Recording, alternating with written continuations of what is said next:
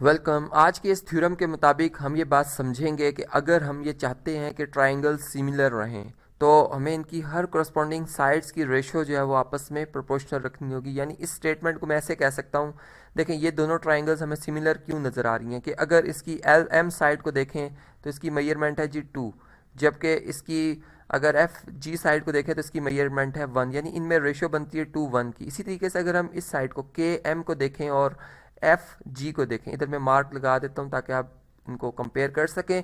यहाँ पे आप देख सकते हैं जी 4 है इसकी मेजरमेंट और इसकी मेजरमेंट है 2, जबकि इसको हम सॉल्व करें, अगर रेशो को सिंप्लीफाई करें तो ये 2:1 की रेशो बनती है। इसी तरीके से अगर 4 और 2 में इन दो साइड्स की भी अगर रेशो ली जाए तो ये आप देख सकते हैं कि बिल्कुल ये हमारे पास जी 4:2 यानी 2:1 ये बनती है। यानी तीनों साइड जो हमारे पास जी तीनों करस्पॉन्डिंग साइड्स हैं इनकी रेशोज आपस में क्या है जी, आपस में एक जैसी हैं, आपस में बराबर हैं। तो हम ये कह रहे हैं कि ये, और यही वजह है कि हमें ये सिमिलर नज़र आ रही हैं। और सिमिलर कब होती हैं ट्रायंगल्स, अब उसको समझ लेते हैं जी। सिमिलर ट्रायंगल तब होती हैं जब इनके करस्पॉन्डिंग एंगल्स जो हैं वो एक जैसे हों। जैसे एंगल एफ अगर 70 का है तो एंगल एल भी कितना होगा जी, 70 डिग्री का होगा।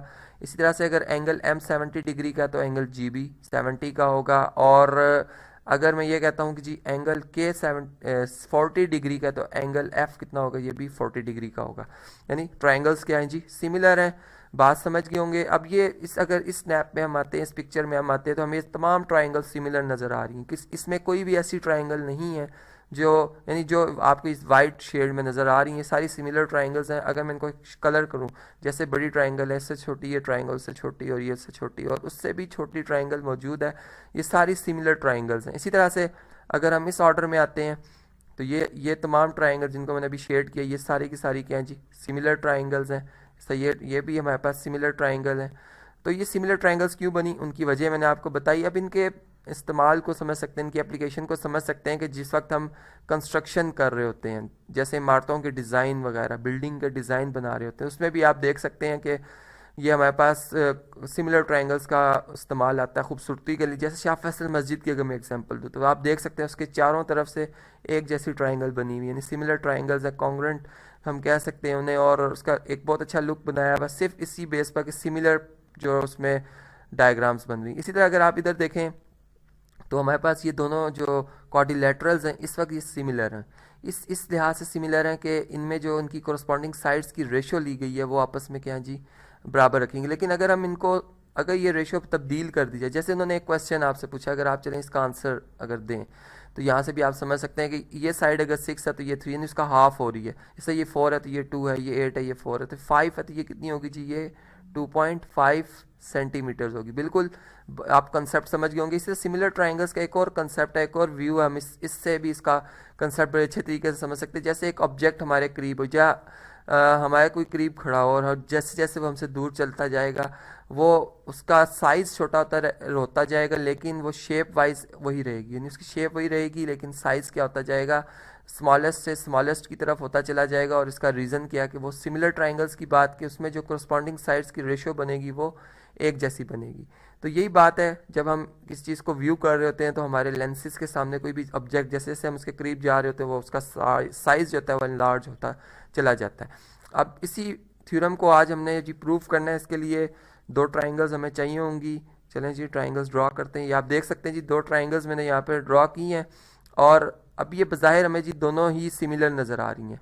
इन दोनों ट्रायंगल्स को, इस ट्रायंगल को और इस ट्रायंगल को मैं सिमिलर ट्रायंगल कह रहा हूँ, लेकिन कैसे हम ये दावे से कह सकते हैं कि ये सिमिलर हैं। इसके लिए जी फ़र्ज़ करते हैं ये ए वर्टेक्स है, ये हमारे पास जी बी और ये सी है। इसी तरह ये डी है, ये ई है और ये एफ वर्टेक्स है। इसी तरह ये बात हम जानते हैं कि इन वर्टिसेस के अपोजिट जो साइड्स होती हैं उनको स्मॉल अल्फ़ाबेट से रिप्रेजेंट किया जाता है। इसी तरह यहाँ पर ये तमाम जो हमारे पास साइड्स होंगी उनको मैंने स्मॉल अल्फ़ाबेट से रिप्रेजेंट कर दिया। अब यहाँ पर जो हमारा ऑब्जेक्टिव है वो ये है कि एंगल ए को एंगल डी के बराबर शो करना है हमने, एंगल बी को एंगल ई के, और एंगल सी को हमने एंगल एफ के बराबर शो करना। अगर ये हम बराबर शो कर दें तो हम इस बात में हम ये यानी यहाँ पे ये प्रूव करने में कामयाब हो जाएंगे कि दोनों ट्रायंगल्स के यहाँ जी सिमिलर है। अब देखें इसके लिए हम क्या कंस्ट्रक्शन कर सकते हैं, या हम इसके लिए हमारी क्या टेक्निक होगी। हमारी ये टेक्निक होगी कि हम जो हमारे पास ई से लेकर यहाँ पर एक पॉइंट हम सर्च कर लेते हैं जी, इसको हम कहते हैं ए पॉइंट। इस यहाँ पे चले ए प्राइम कह देता हूँ मैं। ए प्राइम हमने एक पॉइंट सर्च किया, ई से लेकर ए प्राइम तक इतना डिस्टेंस है जितना हमारे पास जी बी से लेकर ए तक डिस्टेंस है। तो इस पॉइंट को लेकर इसका थोड़े और क्लोज करते हैं, यहाँ पर अंदाजन यहाँ पर होना चाहिए था इसे। तो चलें जी, इस ये पॉइंट हमारे पास ए प्राइम है और ये डिस्टेंस हमारे पास स्मॉल सी है। इसी तरह से चलें, स्मॉल सी है।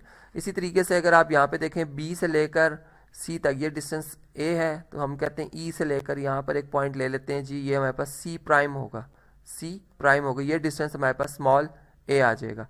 और अगर हम अब ए और सी प्राइम, ए प्राइम और सी प्राइम को ज्वाइन करते हैं, तो अब ये दोनों ट्राइंगल्स जो हैं, ये अगर हमारे पास सिमिलर ट्राइंगल्स हो जाएं, ये हम कैसे कह सकते हैं कि ये सिमिलर ट्राइंगल हैं या नहीं है। अब ये एक क्वेश्चन है जी हमारे लिए, क्योंकि यहाँ पर हमारे पास कोई इस तरह का पोस्टुलेट नहीं है जिसकी बेस पर अभी हम ये कह सकें कि ये दोनों ट्राइंगल्स जो हमने बनाई हैं सिमिलर हैं। लेकिन ये बात हम जानते हैं, जो हमने गिवन लिखा था, गिवन के मुताबिक हमने ये कहा था कि अगर हम जो हमारे पास जी सी साइड है, या हम ये कहते हैं एफ साइड जो है, एफ साइड की करस्पॉन्डिंग जो इधर साइड आ रही है वो हमारे पास कौन सी आ रही है जी, सी, ये रेशो ली जाए। इसी तरह हमारे पास जो यहाँ पर इस ट्राइंगल में जो डी साइड आ रही है, इसकी रेशो इस ट्राइंगल में जिसके करस्पॉन्डिंग साइड आ रही है जी ए, इसे ली जाए। और इसी तरीके से इस ट्राइंगल में अगर आप देखें तो इसमें ई जो साइड आ रही है, इसकी रेशो अगर इस ट्राइंगल में जो हमारे पास बी साइड आ रही है, ये आपस में बराबर है, ठीक है। और अगर आप यही जो रिजल्ट है, अगर आप इस वक्त इस थ्योरम पे अप्लाई करें, तो हम ये कह रहे हैं कि ये साइड जो कि ई टू डी साइड जो कि एफ के बराबर, इसकी रेशो सी से ली जाए। और इसी तरह ई टू एफ साइड ये आपके पास डी के बराबर, इसकी रेशो ए से ली जाए जो कि ई से लेकर सी प्राइम तक का डिस्टेंस है। तो ये आपस में बराबर आ रही हैं। यानी इसका मतलब ये हुआ कि हम यहाँ पे ये बात कर रहे हैं कि ये जो लाइन है, ये आपको एक जो लाइन नज़र आ रही है जिसको मैं अभी वाइट कलर में शेड कर रहा हूँ, ये इस ट्राइंगल की इन दो साइड्स को प्रोपोर्शनली डिवाइड करिए, बराबर रेशियो में डिवाइड करिए। इसका मतलब है कि ये लाइन जो होगी फिर इस लाइन के साथ क्या होगी जी, पैरेलल हो जाएगी। तो ये पैरेलल होगी, ये लाइन इसके साथ क्या है, पैरेलल है। और लाइंस जब पैरेलल होती हैं तो ये बात आप जानते हैं कि फिर हमारे पास जो करस्पॉन्डिंग, यानी यहाँ पे फिर हम ये कह सकते हैं कि हमारे पास अगर लाइंस पैरेलल है तो यहाँ पर ये एंगल जो बन रहा है, चलें इसको मैं यहाँ पे अगर शेड करता हूँ, अगर ये एंगल आप देख रहे हैं, ये एंगल जो बन रहा है और ये जो एंगल बनेगा, ये आपस में करस्पॉन्डिंग एंगल बन जाएंगे। एंगल 1 और एंगल 2 ये करस्पॉन्डिंग एंगल बनेंगे। इसी तरह से अगर हम इस एंगल को देखें तो ये हमारे पास ये 3 एंगल बन रहा है और ये हमारे पास 4 एंगल बन रहा है, ये आपस में बराबर बन जाएंगे। यानी एंगल 3 एंगल 4 के बराबर है, एंगल 1 एंगल 2 के बराबर है। यहाँ तक ये बात समझ में आती है। और यहाँ से अगर हम देखें तो इस ट्राइंगल में और इस ट्राइंगल में अगर हम इस तरह से हमने ये बात इस तरह से कह दी कि जब हम इनकी रेशोज़ ले रहे हैं ये आपस में बराबर हैं, तो फिर हमारे पास अगर इस साइड की रेशो ली जाए जो कि अगर आप देखें तो E डिवाइडेड बाय B, ये भी रेशो आपस में क्या होगी जी, इक्वल होगी। तो E ओवर B ये भी आपस में इक्वल है, यानी इनकी रेशो इन्हीं के इक्वल है। जबकि ये ट्राइंगल्स जो हैं तमाम की तमाम किसी एक स्केलर नंबर k के बराबर हैं। तो यहाँ से फिर हम ये बात कह सकते हैं कि जो ये साइड होगी इस ट्राइंगल के लिए इसकी मेजरमेंट भी कितनी होगी जी, बी ही के बराबर होगी। यानी इसका मतलब ये हुआ, अगर मैं इन दो ट्राइंगल्स के हवाले से बात कर रहा हूँ, चले मैं यहाँ पे क्रॉस लगा लेता हूँ। तो इसमें हमने ये कंस्ट्रक्शन की थी, तो ई से लेकर ए प्राइम तक ये डिस्टेंस जो है वो इसके बराबर रखा गया था। इसी तरह बी से लेकर सी तक ये डिस्टेंस इस साइड के बराबर रखा गया था। और इसी तरह से यहाँ पर ये डिस्टेंस इस ट्राइंगल का इसके इस साइड के बराबर प्रूफ हो रहा है, यहाँ से प्रूफ हो रहा है, क्योंकि ई ओवर बी और डी ओवर ए और एफ ओवर सी ये तीनों ही रेशोज़ बराबर हैं। तो इसका मतलब है कि जब हमने ये बात कह दी कि ये लाइन इसको प्रोपोर्शनली डिवाइड कर रही है और रेशो बराबर है, तो इसका मतलब फिर ये बात बिल्कुल कंफर्म हो जाती है कि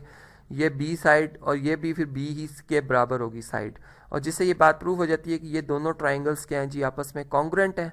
तो यहाँ पे मैं इनको शेड कर देता हूँ कि ये ट्राइंगल और ये ट्राइंगल अब हमने क्या शो कर दी जी, कॉन्ग्रुएंट शो कर दी हैं। और जब ये ट्राइंगल्स कॉन्ग्रुएंट हैं और इनके करस्पॉन्डिंग एंगल्स भी कॉन्ग्रुएंट होंगे, तो यहाँ से फिर इसका मतलब है कि जो बी वर्टेक्स पे एंगल बन रहा है वही हमारा ई वर्टेक्स पे एंगल बनेगा, जो ए वर्टेक्स पे एंगल बन रहा है वही इधर भी बनेगा। और यहाँ भी चूँकि ये एंगल बराबर है, इसका मतलब एंगल 3 जो है एंगल ए के बराबर हो गया हुआ है। एंगल जो यहाँ पे बन रहा था सी प्राइम, ये चूँकि सी के बराबर था और एंगल सी प्राइम एफ के बराबर है, इसका मतलब ये एंगल इसके बराबर है, ये एंगल इसके बराबर, तीनों एंगल्स बराबर हो गए जिससे ये ट्राइंगल सिमिलर प्रूफ हो गई हैं।